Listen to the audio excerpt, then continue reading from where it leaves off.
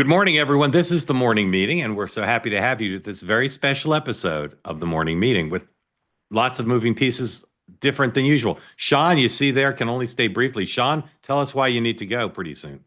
I am getting sworn back onto the board of the U.S. Naval Academy, so you are looking live at the Severn River Yeah, they say here you in. can't. They say you can't go home again. They say there are no second acts in American politics. They say you only get one chance to make a first impression. All wrong.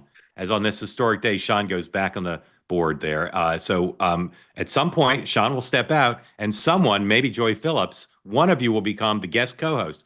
One of the early thoughts we had at Two Way was to have a competition called America's Great Next Political Pundit, and we're gonna have a national competition where everybody comes on and does their punditry, and there's judges and voting, and just like American Idol, and then eventually one of you gets your own show or part of a show. This is kind of a dry run for that because we had a long list of things we've never gotten to. That's one of them. But today could be the day. So if you'd like to be the guest host filling Sean's seat, so don't raise your hand if you're a Democrat. Raise your hand. And right now, Joy's the front runner for reasons those of you who are at the pregame show will know. I'll run through the day book. Then Sean, Dan, and I will kick things around. Sean will tag out someone, maybe Joy will come in. Guest host will do the normal format. And at the end of the program, we'll be joined by Megan McCain, whose program on the Two-Way platform is getting a new name and a new time slot, which we'll tell you about at the end of today's show. We also have a great little video package from Mike Lawler. Did a town hall last night. You won't want to miss that. Mike Lawler, of course, guest hosted on Friday, and that was a raucous and kind of unruly experience. Wait till you see what happened at his town hall. That's what we call a tease. Now, today, the White House pool includes Sinclair and Zero Hedge. Not really any news there. We've gotten used to Zero Hedge being in the pool. So there's the pool. The president's got I would call a crazy quilt, wacky schedule today. 1 o'clock delivers a sports announcement. Axios broke the story. He's announcing that the NFL draft, which has become a big thing as it moves around from city to city every year, will be in Washington next year. He signs Did you see where? On the On the mall. on the mall. mall. On the mall. Yes. Yeah. Green Bay somehow fits 600,000 people. I can only imagine how many people will come if it's on the mall. Maybe not that many, but a lot. 3 o'clock, president signs executive orders, close press. 3:30, he welcomes home a returned citizen.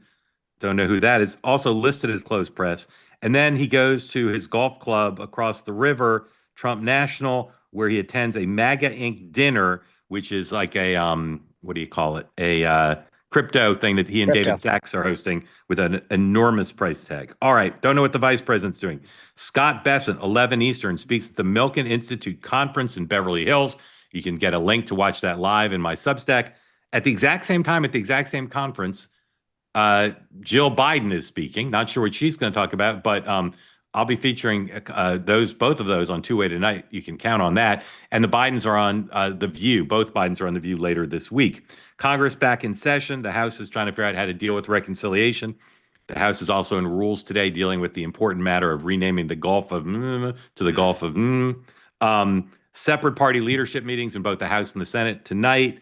And at 3:30, Chuck Schumer holds a media availability with small business owners. It's the right concept. We all agree. Real lives of real people. Let's see how much coverage the cynical Capitol Hill press corps gives Chuck Schumer appearing with real people. Premier Xi, later in the week, in 2 days, is spending, according to what I read this morning, 2 or 3 days in Russia to commemorate the 80th anniversary of the defeat of the Nazis. So that'll be Xi and Putin together. We'll all watch that closely. Finally, tonight, I think at 5 o'clock, is the deadline for the government to respond to all the questions that have been posed by Obrego Garcia's attorneys. And there are many of them, and we'll see what happens. All right, guys, lots to get to. Sean, rapid round here. Tell me your current sense of play on the following issue. China, trade. Very positive. I think the way that the Chinese have expressed concern about their economy, them putting out that olive branch to a meeting, I will say it again, expect a meeting in China somewhere end of July. But I think this was positive for everybody who said, Trump, what's he doing, whatever, and the Chinese won't cower. They are starting to cower. They realize the impact of what's happening. They're already talking about carve-outs for certain things. So this is a big, I don't think the president will get credit that he deserves for this, but China is coming to him now. Dan. It's mutually assured destruction. They both want a deal. China's doing carve-outs. We're doing carve-outs. What did China float this weekend? they might be willing to work with us on fentanyl. I don't believe that's why we did this whole thing, but it's a good start. I mostly agree with Sean, except I think the summit won't be in China. Russia, the only development I saw of significance was that the U.S. is sending some air defense system to Ukraine. Yep. A little bit surprising to those of us who thought those days were done. Sean, where are we on Ukraine, Russia? But I think, again, people are underestimating. Once again, Trump's got his tactics. They might not be normal, but they're getting results. And on Ukraine, we're moving closer to everybody who's been concerned about them. This is, again, moving closer to Ukraine, putting Putin in a box. Win-win for Trump, 2 for 2. Dan, Russia, Ukraine. Yeah, it's an encouraging sign that as Putin drags his feet, we're now stepping up to start to move some pretty sophisticated weaponry to Ukraine. Okay. Amazing this morning. The Israeli government basically announced that they're going to take control of all of Gaza. Had that occurred 6 months ago, a year ago, would have been the biggest story in the world. It's barely getting any coverage. Sean. Again, it's funny, to your point, it's the lack of coverage in all 3 of these stories. It's amazing. If it doesn't favor the chaos that they want to describe, they ignore the story. Dan?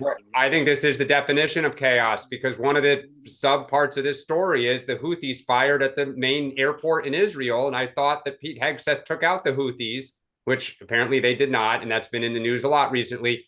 Israel spiraling in the other direction. So I'm not sure what Trump's play is, and I'm not sure there's a good answer. The Houthi attack near the airport in Israel is a huge story in Israel. Yep. Most of their commercial flights were canceled, and again, not getting a lot of coverage. What is getting a lot of coverage? Well, I'll show you. The president wants to open Alcatraz and make it a supermax. You can put that up, Paul. He on Truth Social last night, he said, we need more prison space, and so why not open Alcatraz? Well, for one thing, it's a tourist attraction now. It's not really equipped in the least to be a maximum security prison. It would take a lot of money and a lot of time. But that got more coverage. I sampled, as Sean does, a lot of morning television, and that got more coverage than the first stories we talked about. What else is getting coverage? The president put this up, wants to put 100% tariffs on movies made overseas. Very complicated to do this for a variety of reasons, just like reopening Alcatraz. The question of where a movie is made in this day and age is a little hard to tell, but that's getting coverage. And then, of course, the president's 3-time going to the well, let them eat cake. Little girls should only own the number of dolls the government specifies. If a Democrat said this, I shudder to think what MAGA would say. The president said it last week, said it with Kristen Welker, and here he is again, talking to the media yesterday, once again saying, you may only own the number of dolls I tell you to. Roll that, please. All I'm saying is that a young lady, a 10-year-old girl, 9-year-old girl, 15-year-old girl doesn't need 37 dolls. She could be very happy with 2 or 3 or 4 or 5. I would, let's not waste a lot of time on this stupid question. What else? Sean, I get the distractions. I get the fact that he's got a peripatetic mind. But why does the president keep saying that it's up to him how many dolls someone can own?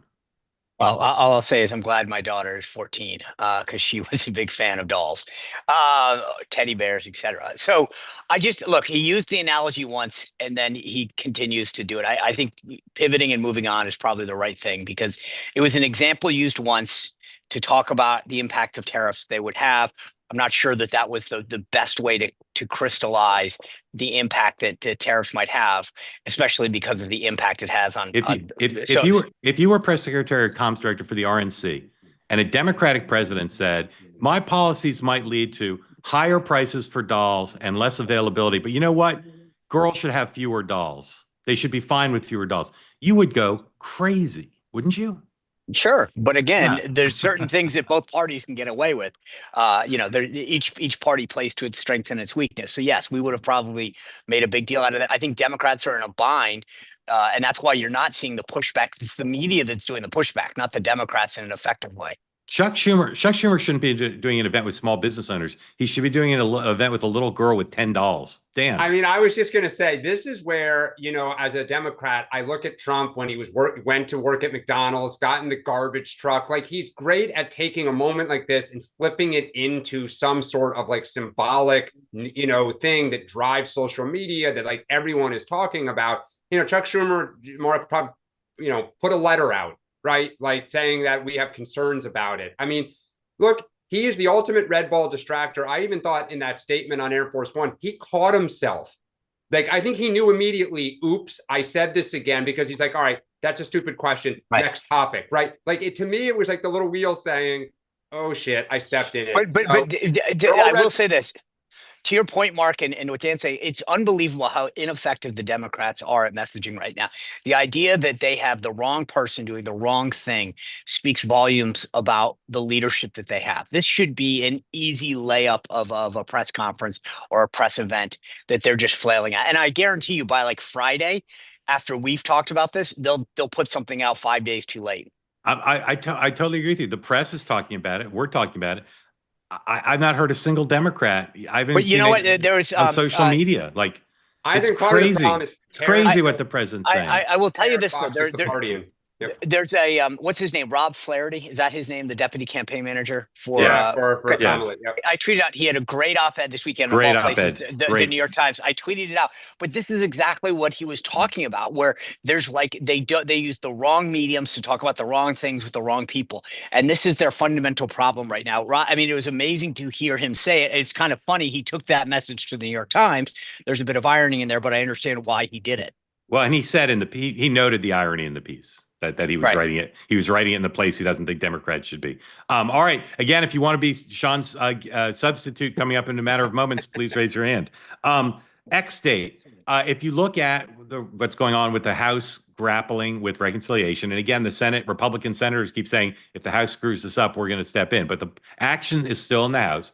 You have a marker down that's a little opaque, but basically, the moderates think there are too many cuts, particularly on Medicaid. The conservatives, the hawks, think there's too little. We all think the mantra "failure is not an option" will be what determines things in the end. But for now, they're having trouble, and it looks like the deadline is about to slip. The deadline's in part about to slip because there is no deadline except the rhetorical one. We all expect that the X date, the date when the government breaches the debt ceiling, is going to focus the minds and provide the real forcing mechanism. It was supposed to be announced last week, and I asked around on Friday and this morning. I can't get anybody to tell me when it's coming. Sean, why is the Treasury Secretary playing hide the ball with the X date? Well, because he understands exactly what we're talking about. And first of all, I don't know that he's playing hide the ball. If he doesn't have anything to announce yet, it's not hiding the ball. But I will say that because they understand that X date is going to drive so much of what we're talking about. It's going to drive the need to do the debt ceiling, and you've got reconciliation happening. So they understand you make one announcement on this date, everything else starts to fall into place real quickly, and not in a way that you want it to. That drives your timeline in a way that you probably don't want to. Dan, where's the X date? I mean, we don't know, and I think that's exactly it. I think they do know. They just don't want to put it out there until they feel like the plane has a good, landing path to the runway. And they did punt this week. 3 committees were supposed to start marking up. They've canceled it for this week. Well, and 3 of the committees, 3 of them. Yeah, but the three with the bulk of the jurisdiction. The 3 that have 90% of it. And so I think they know, but they're not going to say until it's the right time for them. Sean, how you doing on time, Sean? Well, I'm kind of trying to see if I'm getting the high side, but I'm going to use this opportunity to tap out right now because I don't need to keep. I worked hard to get back to this position, and I don't want to blow the. All right. Well, send us some photos, and if you can do live coverage, just log back in, and we'll take it all live. Congratulations! Tim, thank you, guys. We look forward to hearing about it. Thank you, Sean. All right. Let's do a little bit. Joy is our front runner, so let's bring Joy in, and maybe it's as simple as that. Joy, unmute. Tell folks who don't know where you are. Hello, Joy. Hello. Joy, remind people who don't know where you are.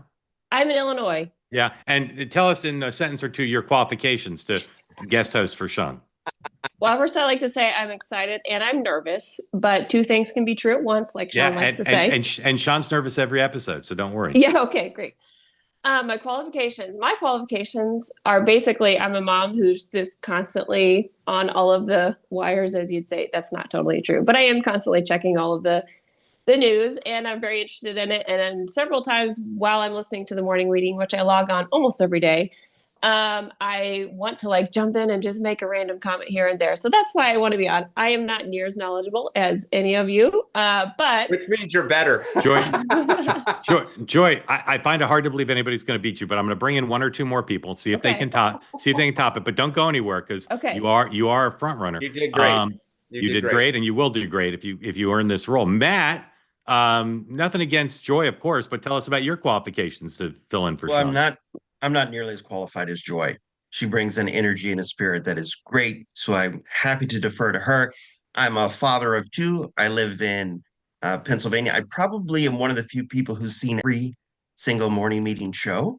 And I think it's possible, Mark, unless you watch the ones or the times you weren't on, I may have seen more than you have.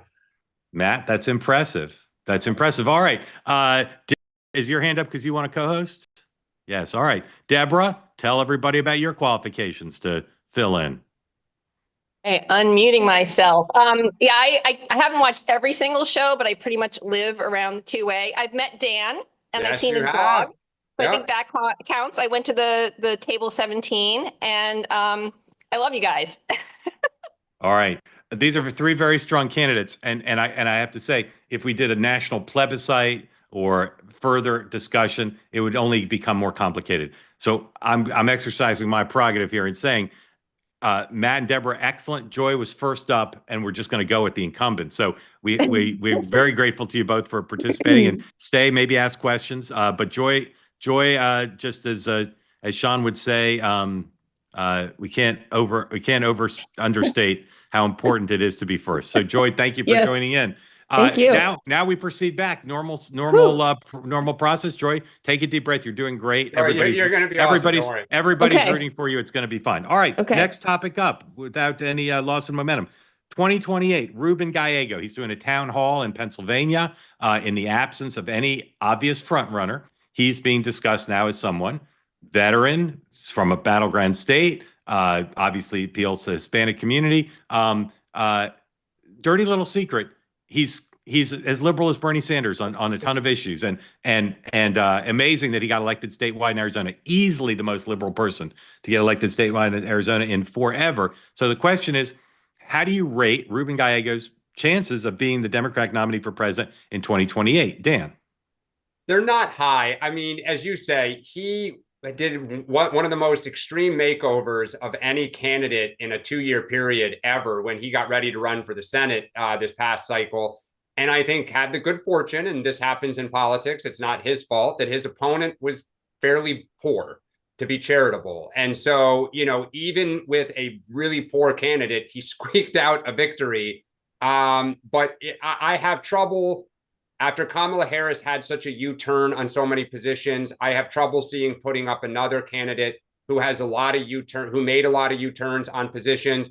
I don't think people know as much about his background. There's a lot of things that I think he would have to explain and probably would lose a little altitude over. But never say never. Crazier things have happened, but I would not put him in the top tier. Joy, where do you put Gallego? Yeah, I mean, I agree with Dan in the sense of, I think the last election really showed that anybody who is extremely liberal probably doesn't have a super great chance because of just where the country is right now. And also, I think that Carrie Lake was a pretty extreme right as much as I can tell. So it almost was like putting the two extreme sides together. And so I think the fact that he just squeaked it out over that would give him pause. All right. Before we move on, Dan, you first, and maybe Joy can just hear your answer and agree or disagree. Who would you say has the exact same chance of being the Democratic nominee as Ruben Gallego? Who would you say has the exact same chance? 99% of the members of Congress have the same chance. Wow. Which is to say, okay, but so name a specific person. Like I mean, look, let's say Kirsten Sinema.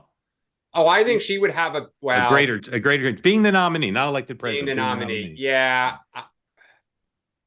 I think Kirsten would have a better chance because there's a lane for her to occupy that when you get out in the rest of the country is going. I mean, look, she would have a case to make along with the Josh Shapiros of the world of where she stood up to her own party and where she did what was right. All right, and that has been a fairly winning lane in our party. All right, Joy, let me ask you it this way. Who has a better chance of being the Democratic nominee in 2028? Mark Kelly or Ruben Gallego? The two Arizona senators. 100% Mark Kelly. 100% Mark Kelly. He's an astronaut. All right. I don't know how to beat that. All right, Joy. The president over the weekend, when asked about the MAGA movement, touted two people, Marco Rubio and the Vice President Vance, as being potential nominees in 2028. Who's left off that list do you think is pissed today? Oh my. Sorry, I thought you were going to ask me like, what do you think of that combo? And I was ready to answer that. Who's left off? Who's left off? Who should on the merits should be included? On the merits should be included. Or do you think those two guys are just head and shoulders above? Honestly, I think they're head and shoulders above the rest. I mean, Rubio is showing such leadership at the moment, obviously. And I love Rubio, so I could be biased, but I feel like he's just showing such strength and be able to handle several different things at once. I mean, I, in one sense, feel like he's getting a practice run for being president. I kind of started to think that maybe I want Rubio to be the front runner, Vance to be vice president, but I don't know if he'd want to do that anyway. So I really like that ticket. I think Vance can destroy just about anybody on a debate stage, and I feel like that combo really gives a sense of. Honestly, I feel comforted by that duo. So, yeah. Dan, thank you, Joy. Dan, I'm going to ask you kind of a super meta question. Let's say the president said to you, when I get asked about 2028, I want to name three people, and I want the third one to be not necessarily the most likely third nominee, or even the one who Trump wants third most likely, but just to serve like the macro purposes of Donald Trump and the party.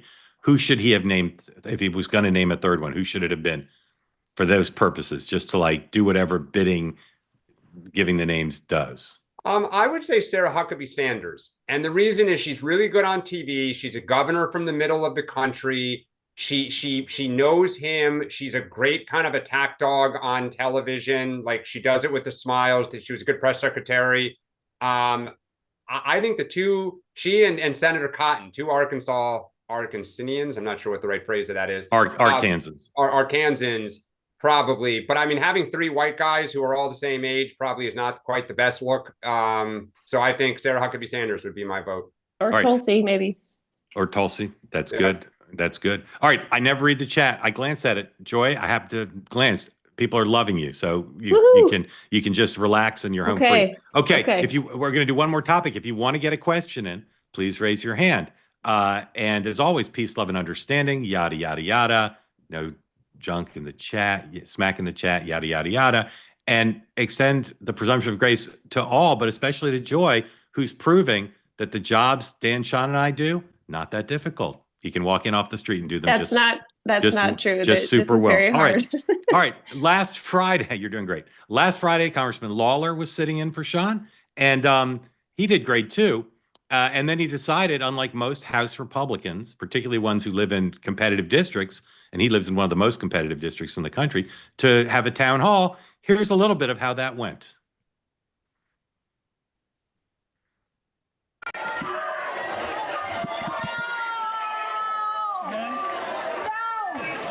Guys, he's talking. Guys, I'm allowing him to say, but.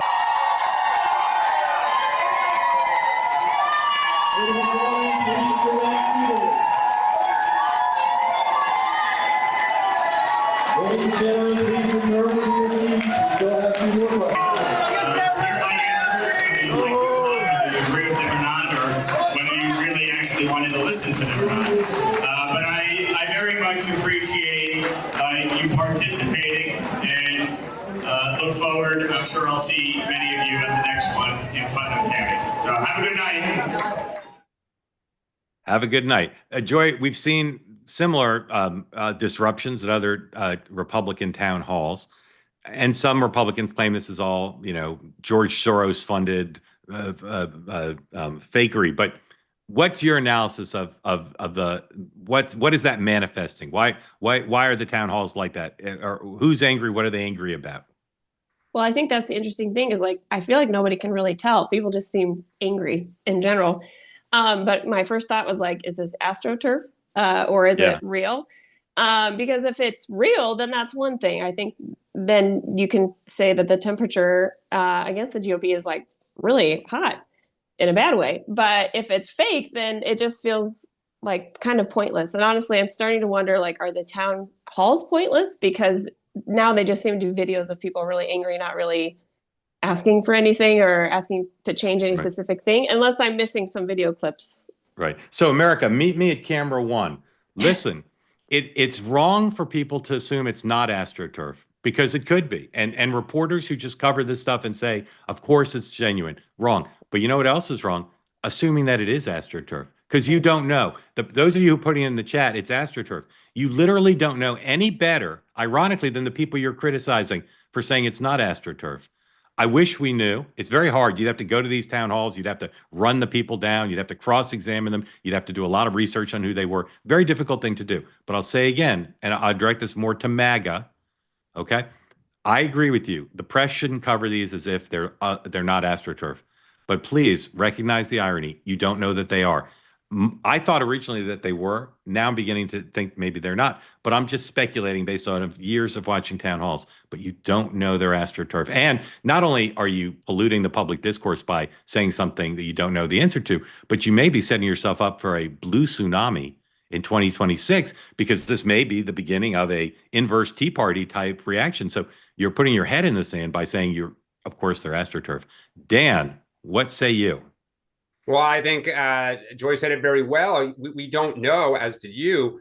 I also think it's worth kind of understanding there are different degrees of AstroTurf. Having put town halls together, you know, there can be like the organized out of Washington, D.C. This is all, you know, kind of one master plan, let's say the DCCC or labor or whatever.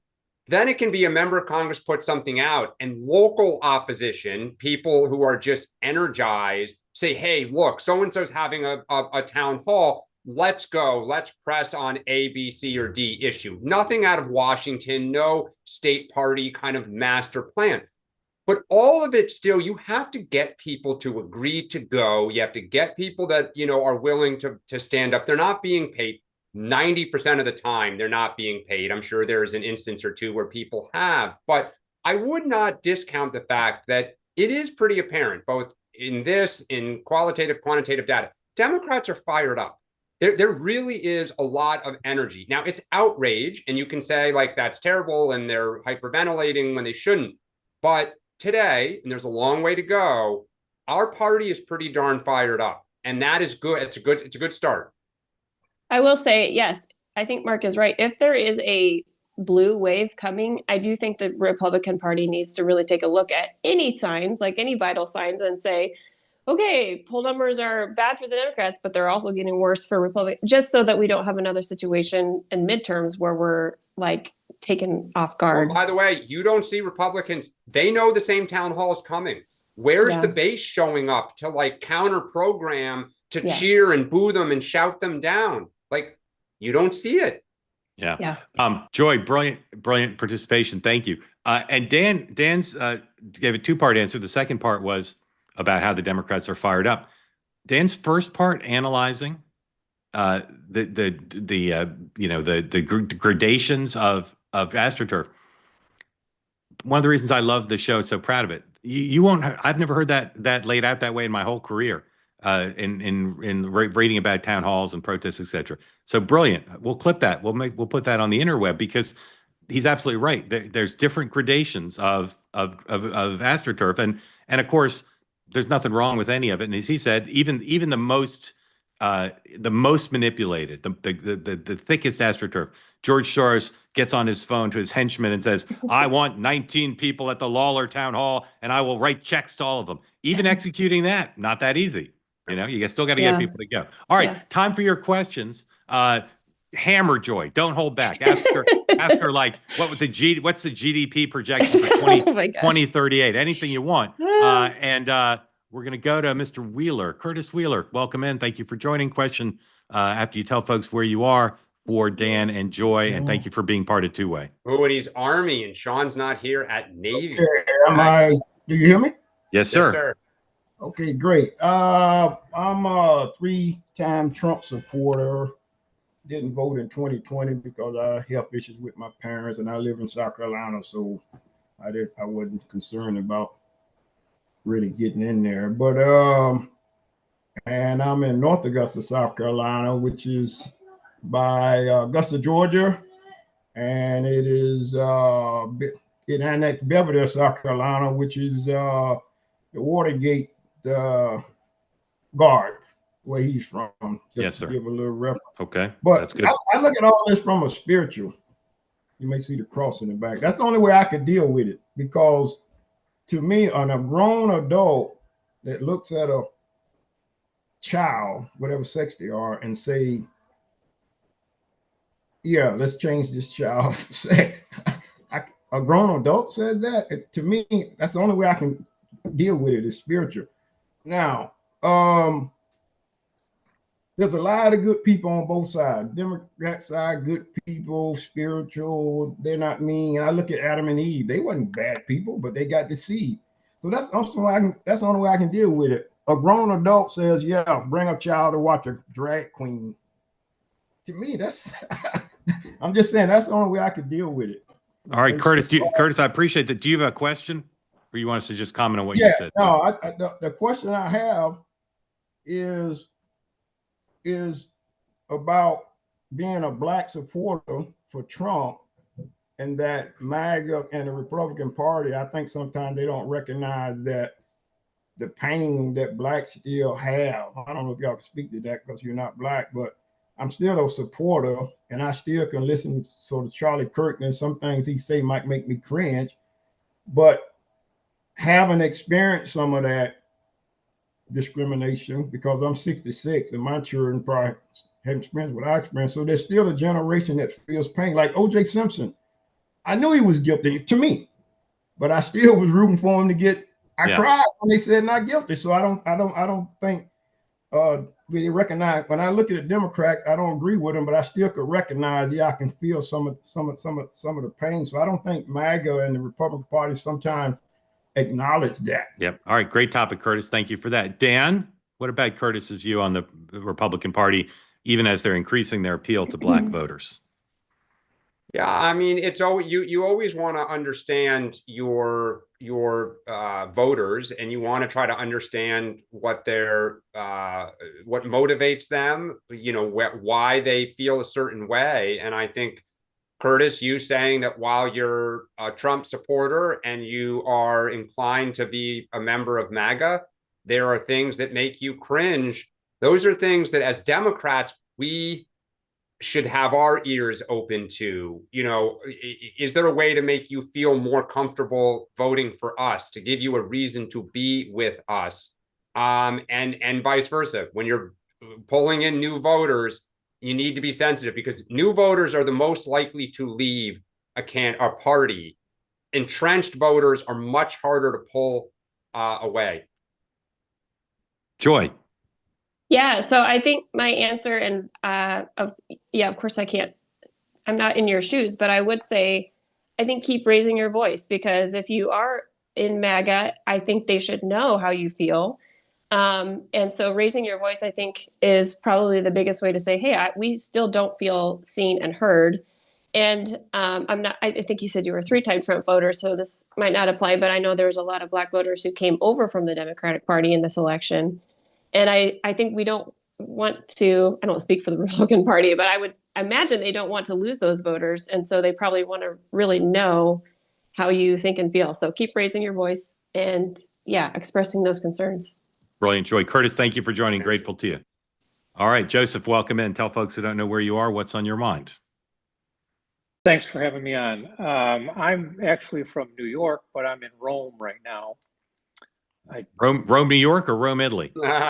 Rome, Italy. I recommend the pasta, insider tip. Just had some for lunch. Okay, good. Welcome in, sir. Are you on holiday? I am just here for a couple of days. I took a cruise across the Atlantic. Great. Well, thank you for making time to join us. I'm glad to be here. I just want to make a couple of comments. One is I appreciate the show. I think you're brilliant.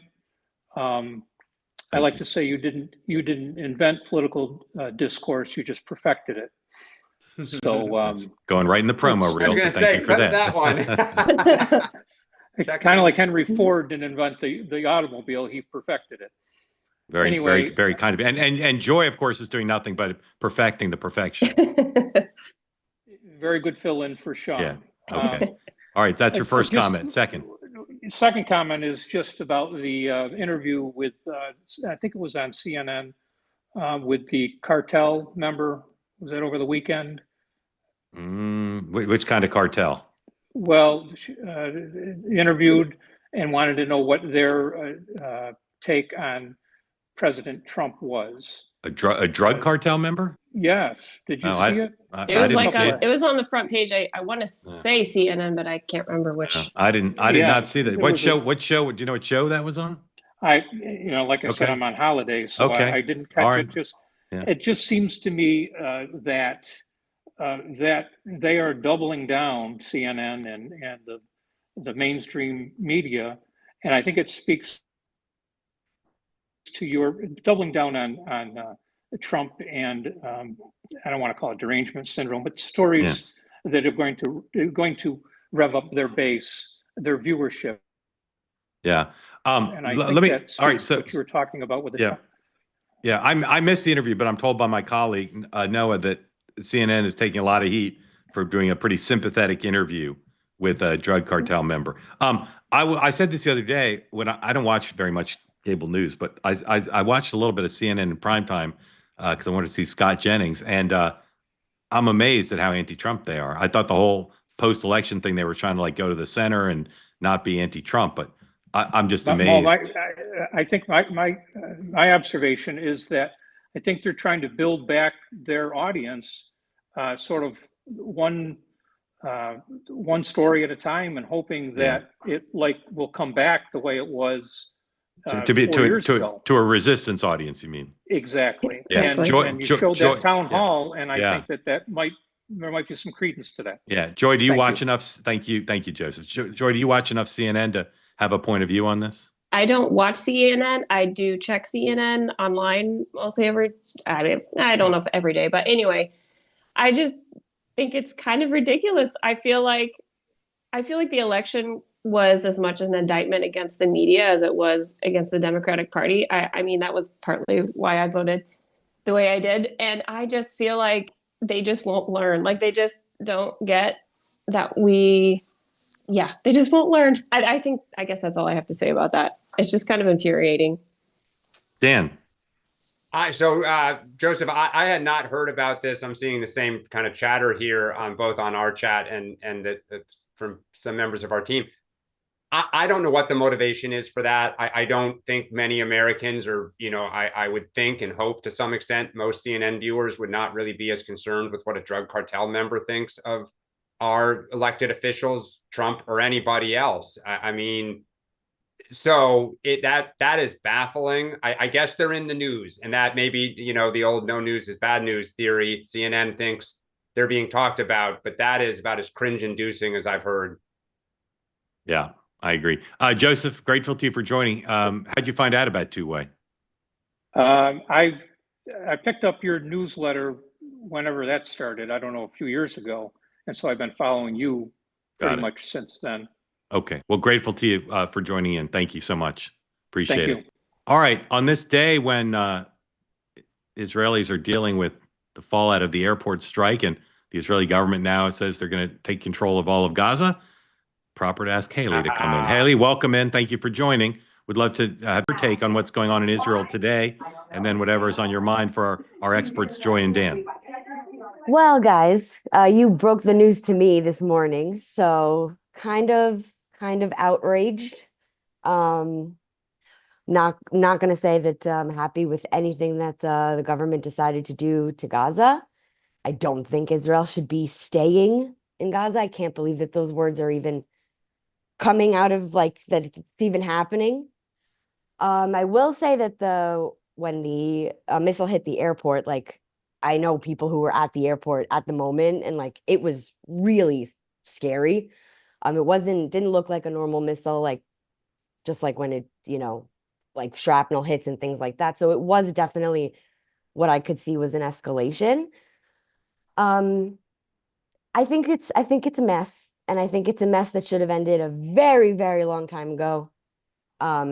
Especially since I don't know if anybody saw Benjamin Netanyahu saying this weekend that basically the number one reason for this war is not to bring back the hostages, it's to defeat Hamas, which I think 75% of Israelis have a problem with. Most of them want the hostages back over any goal for the war. But my question to you guys is like kind of on the same lines, like what can America do now? Now that 10,000 reservists are being called up again. I mean, it looks like we're going into another huge war. What power does America have in this situation? Yeah, it's a great question. And as I've said, for me, America's role in the world has been defined for some time as where's the leverage over Putin? Where's the leverage over Xi? Where's the leverage over Netanyahu? And I'm not equating Netanyahu to the other two, but it's the same dynamic regarding America trying to deal with Asia and Europe and the Middle East, which is where's the leverage to get a foreign leader to do what the American president wants. Joy, thoughts on Israel and the U.S.? Oh my goodness, you guys really did pick some intense topics for the co-host day. Gosh, I don't know. I feel like there's not an easy answer to any of it. Joy, substitute hosts get 2 passes. Oh, wonderful. You can exercise your pass if you want. You're doing a great job, Joy. Thank you. Yeah. I might want to pass, but I actually do have one question maybe for both of you, and that is, I thought that Trump and Netanyahu did a press conference saying, Trump Gaza was happening and we're both going to be making Gaza better. So what happened to that?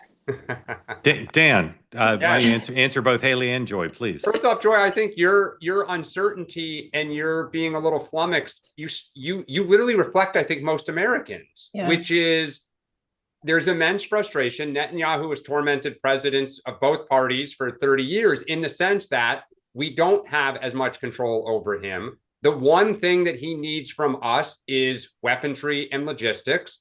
When Joe Biden kind of flirted with delaying or withholding, people went crazy saying like you can't, or certain segments of the American population went crazy saying, how dare you do this? But I really wonder where Donald Trump is on this, because we all keep saying he wants peace. He doesn't want more people to die. He talks about the 4,000 or, Ukrainian and Russian young men dying every day. Here we are, Haley, to your point, Netanyahu's calling up reservists. There's been no real progress. Now this is about eliminating Hamas, which is a way more difficult thing to do, right? Makes me think of the Godfather analogy when the mom's pleading for little Vito to be saved and the Don says, when he's older, he's going to seek revenge, right? How do you eliminate Hamas when it's pretty ingrained in that part of the world? Mark, how do you think, Trump would view this now? He's got cross currents of his own politics to play here. Right. Well, I would say it like this. Bibi loves the vacuum and Trump understands the vacuum, right? They had that press conference. There's all this stuff that's been tossed out. You don't see talk of Egyptian troops or Saudi troops, right? Forces. There's no one stepping in to say, we're going to make Gaza peaceful. We're going to put Gaza under control. We're going to end the humanitarian crisis, ensure Israel's security, and point towards some future. There's no one doing that. And so I think in the absence of that, and with Trump proposal is afloat, Trump's not ready to start doing anything. Witkoff has said this would take, like a decade, I think he said. I think Bibi's just filling the vacuum. And because the world's distracted by tariffs, the world's distracted by Ukraine and Russia, the outcry is pretty minimal. I mean, it's kind of incredible that the Israeli, maybe by the end of the day, there'll be a reaction. But the Israeli government says we're gonna bring more people into the military and we're gonna go fully control Gaza. So far, I've seen very limited reaction, and I think Trump sees the vacuum, and maybe he's got private assurances from Bibi that this will happen in a way that will respect human rights, that will put a premium on humanitarian aid. Maybe, possible. Don't shake your head at me, Haley. It's possible. I hope. And Mark, don't forget he's going to the Middle East in I think a couple weeks for this summit apparently in Dubai. Yeah, that's an interesting timing. Yeah, it is. It is. Just and Bibi's trying to get ahead of that. Just from an Israeli point of view, this is just such a no-win situation for anybody. I just don't even understand how this could even be on the table. I don't understand it. Well, here's a man who knows the answer. Yakov, welcome in from Brooklyn, Brooklyn, USA. Brooklyn, New York, baby. Welcome in, sir. Thank you. I don't understand why and how Americans cannot forget September 11th. Like that we were fighting evil, that there's evil and there's good. You know, just this past October, they foiled a terrorist attack 2 blocks away from me. A guy was going to come and blow up our synagogue and do another 10/7. Like, where do we lose our moral compass to not fight against it, to not demolish evil? And we can't defeat Hamas. Yes, we could defeat Hamas. They're calling up 60,000 reservists. They're going to go in probably after the summit, that when Trump goes to the Middle East. And if you talk about human aid, the whole human aid that was going into Gaza goes to Hamas, and that funds Hamas. So, like, why doesn't anybody call out the UN for not working with Israel to give human aid to Gazans directly without Hamas? These are fair questions. Dan. I mean, look, you speak for tens of millions. I mean, and this has been one of the great questions, which is, what is the U.S. appetite for continued support of overseas conflicts? We hear, I'm often in the minority talking about Ukraine. There are questions about to what extent we really are willing to defend Taiwan. And you have heard, this goes back to, Joe Biden, should we be sending arms, and are Americans willing to pay to either put a hotel and a resort, along the sea, as they were talking about a month ago, or to provide weaponry and potentially be partners in a broader Middle Eastern conflict? This has tormented presidents since Jimmy Carter. I don't know the answer to that. And I suspect it's not black and white for Donald Trump. Okay. Haley and Yakov, thank you both. Grateful to you for participating. Let's get one more quick question in. And by the way, Mark, can I just add, one of the times since Trump came in that I've seen MAGA most divided, okay, was when he talked about the idea of building the resorts in, I think it was the West Bank, right? Whatever he called it, Mar-a-Lago by the sea or whatever. I think if he wants to divide MAGA, if he were to go in and say, like, baby, we are all in with you, I think his own party may start to come apart. I was just going to say that I feel like this is kind of the dividing factor, honestly, in both parties. I feel like with the Democratic Party, you have like pro-Hamas protesters, and then you kind of have, I always remember the Democratic Party being very pro-Jewish. And you kind of have that. And then I think Dan's right. You have a faction of the Republican Party that's kind of like how we used to be, where it's like, yes, let's always help defend Israel, or let Israel defend itself, I should say. And then the MAGA, where it's like, no, we don't want to be involved at all. So it feels like this gradient of like, in both parties, this is like the hot potato no one really wants to hold. I'm seeing it in the chat right now. Yeah, absolutely. Jane, welcome in. Tell folks who don't know where you are, what's on your mind for Joy and Dan. Hi, I'm in Georgia, and 2 quick things. So it's so interesting you were talking about CNN. Mark, started listening to you from Smerconish, and I always did the Smerconish. I listened to everything, right? CNN is just so much more, and I don't know, Trump derangement syndrome, anti-Trump. I mean, I only watch it now when Scott Jennings on, honestly. That was one thing. And then the other thing about, and y'all haven't mentioned this yet, about, sorry, I'm nervous for some reason. You're doing great. Jane, you're great. About this ruling with the NPR and PBS lawsuit. And it's interesting. I was thinking back because during the election coverage, for some reason, I was watching PBS election coverage. Did y'all watch that? No, not a minute. Because the 7 people that were on there, 2 of them were Jonathan Capehart, David Brooks. I mean, there was one Republican. Everyone else, it was so pro-Harris, pro-Harris. It was just really interesting. So I mean, down the middle, it's just not true. Yeah. I mean, it's interesting as they make the argument for their survival. Sometimes they say, there are a lot of red areas and rural areas where that's, amongst the only news sources of news. and that they're not biased. And the first argument, there's some truth to it. The second argument, they can't make the case they're not biased, and it's apparent to so many, and yet they're out there saying like this is a case of mistaken identity. It's very confusing to me that they would be so determined to survive and yet not face the truth. Dan. Yeah, I totally agree. This is one of those where Trump won. Trump wants to move in a different direction.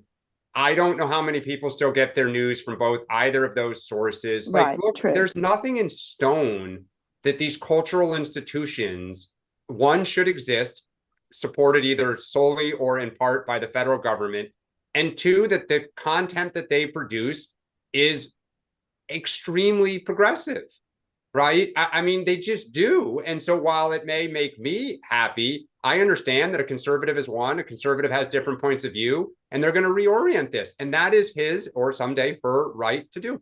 Yeah. And Joy. I mean, I know. Yeah, go ahead. No, go ahead, Jane, and then Joy. Just really quick. And then I know they'll bring out Mr. Rogers' talk.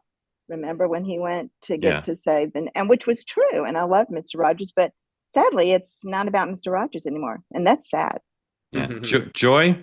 Yeah. So it's kind of interesting. I've been logging on to certain news sites. I think I want to say, I don't know if PBS is one of them. I shouldn't say that if I don't know. But anyway, and they've got these pop-ups like, journalism is under attack, like by the Trump administration. And I just want to be like, didn't Biden revoke like several press credentials in his own way? Like the double standard to me is infuriating.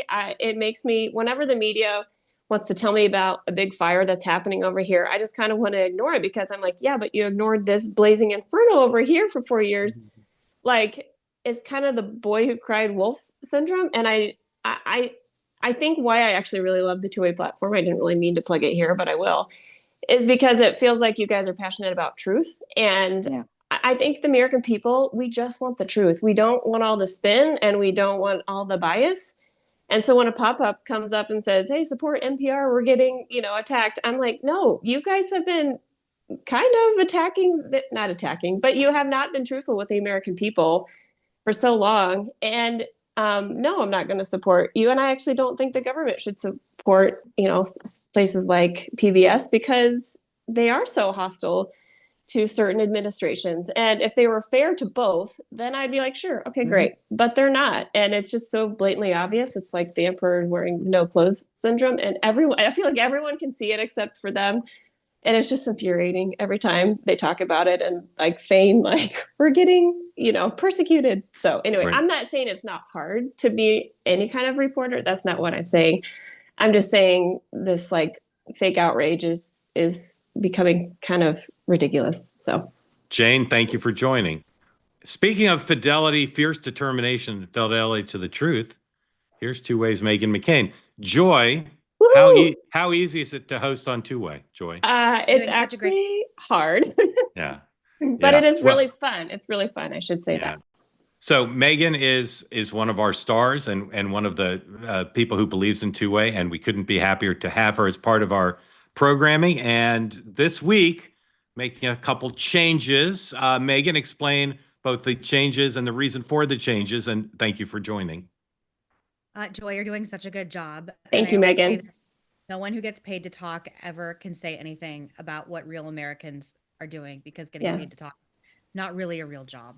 Like sort of. I always feel like it's like a con I pulled that I can get people to pay me to talk. Sorry, Mark and Dan and Joy. Anyway, I have a podcast called Citizen McCain, and we are merging the podcast and my two-way show together, and we're calling it Citizen McCain. And we are moving it to noon on Mondays and Wednesdays and possibly Fridays. We're discussing that now, and people can join live if you're on your lunch break. And this is East Coast time. And if not, you can watch it later or stream it later. And we're very excited. Nothing's changing when it comes to content. And we're still going to have a mix of pop culture and politics. We have some funny stuff about Prince Harry for the episode today, which is nothing you would ever discuss on the morning meeting. It's a little too lowbrow, and we're excited. We're having so much fun. It's like such a fun platform to do, and I love interacting with people, and it's a great gig. I'm really, really excited, and thank you everyone at Two Way for being so supportive and helping us, move into this. But everybody was just Follow us on TikTok. We have a huge following on TikTok. Very grateful to the TikTok community. And it was too confusing to try and switch everything over with the name. So right. So as I said in my Substack this morning, new time, noon Eastern, Mondays, Wednesdays, and maybe Fridays. New name, Citizen McCain, although again, as Megan said, name for a podcast, but same great host. And and say again, we can put the graphic up. Megan's show, some of you have sampled it and watch it regularly, some of you not yet. Please today, noon Eastern time. Megan, tell us about your guest, a comedy podcaster. So Cena is a very old friend of mine. He's a comedian and he hosts a podcast called Fraudsters, which like delves deep into great frauds. He did a really good one on George Santos, and he actually did one on the drug trade and like America's war on drugs that has been an epic failure that I found really fascinating. And he's just a funny person, and we're very old friends, and we're just going to have him on to talk about. He's a lawyer too. Comes from a great family that wanted him to be a lawyer, and of course he became a comedian instead, but he knows a lot about the law. And we're going to talk about some of the immigration stuff that I'm very confused about, and when I'm confused, I just want people to explain things to me. And also, you guys were talking about Ruben Gallego earlier on in the show. Yeah. Anyone who's from Arizona, I know I technically live in Virginia, but I still feel like I'm full Arizona. There's a lot of juicy rumors about him that fly everywhere. If he ran for president, would come wide open, especially with his ex-wife, the mayor of Phoenix. So correct. So that's why I said personal history. I kept it very. So again, Megan's show, you can join live on the Two-Way platform at noon. Go to twoway.tv to sign up to join live, to be able to participate live in the conversation Two-Way. And if you want to watch the show, you can watch it shortly after noon when it's on YouTube in full. So you can watch it on demand in full, Mondays and Wednesdays. Please, if you're watching this program and you've never watched Megan's program, at least try it out today. I bet you'll like it. Megan, we look forward to your new time period. Noon Eastern, Monday, Wednesdays, maybe Fridays, TB announced, and also the new name. Just a few minutes. Dan and Mark, come on. Okay, we'll come on anytime you want. Megan, thank you. We'll see you at noon, a couple hours. Go get ready. Joy, amazing debut.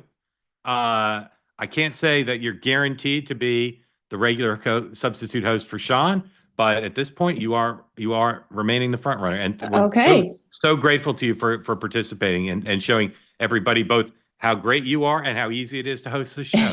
Thank you so much for the opportunity. Can I make one tiny plug? Yeah. I want the Senate confirmation hearings to be on the Two-Way platform, so the American people can ask the questions. I think there'd be better questions and less screaming. So that was my little plug. All right, let me check with the parliamentarian, see if that's legal. Happen. Thank you, Joy. So grateful to you for making time. In 30 minutes, I will be on America's Newsroom with my friends Bill Hemmer and Dana Perino, if you'd like to watch that. And then tonight at 6 o'clock, I'll be here on Two-Way Tonight with highlights from the Jill Biden speech and the Scott Bessent speech and all the day's news. And then my guest this week on Next Up, my new video podcast on the Megyn Kelly Network, Rand Paul tomorrow, and the Secretary of Veterans Department, Mr. Collins, on Thursday. And there'll be other folks on as well, but those are amongst the folks we'll be on. And we'll be back tomorrow, 9 a.m. Eastern time. Dan, did you want to say something? And yeah, Mark, where is your show ranked now? I've heard rumors. Well, it was the number 2 on Apple Podcasts. Was number 2 amongst all news shows, and it was number 8 overall. But those rankings, are, I don't quite get them. And we're doing quite well, but we need to do better. So again, if you've not liked, subscribe, download, listen to, watch, whatever, Next Up, please go to your favorite place to listen to podcasts or go to the YouTube channel, and please become part of it, because Dan, we want the numbers to go higher, not lower. Yes. Yeah. And I will say, as a Democrat, I learned stuff from your interview with Gavin Newsom. Thank you. I'm very, very pleased with how that went. He was a very good guest. Thank you all for watching. Again, very grateful to Joy. Sean should be back tomorrow, unless Dan and I have a meeting and decide Joyce maybe would figure something out. But very grateful to you for watching. I'll see you in half an hour on the Fox News Channel and at 6 o'clock tonight. Have a great day.